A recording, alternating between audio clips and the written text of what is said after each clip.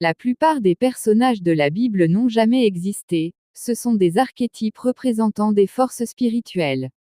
La Bible est une création littéraire façonnée par l'homme pour tenter de répondre aux grandes questions qu'il se pose. La Bible n'est pas un livre historique. Par exemple, il n'existe aucune preuve historique ou archéologique concernant le roi Salomon ou son soi-disant royaume. Il en est de même pour la traversée de la mer Rouge, le roi David, etc. Il faut donc arrêter de se voiler la face afin d'accéder à des niveaux supérieurs de compréhension, même si aller à l'encontre de nos préjugés demande beaucoup d'humilité. La Bible est un recueil de contes, un long message codé, rempli de métaphores qu'il ne faut surtout pas prendre au pied de la lettre au risque de sombrer dans l'exil.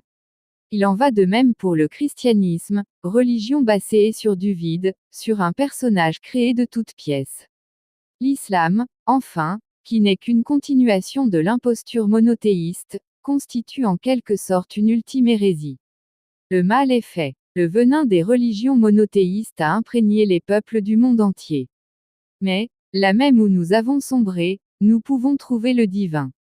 Une petite dose du venin devient le remède.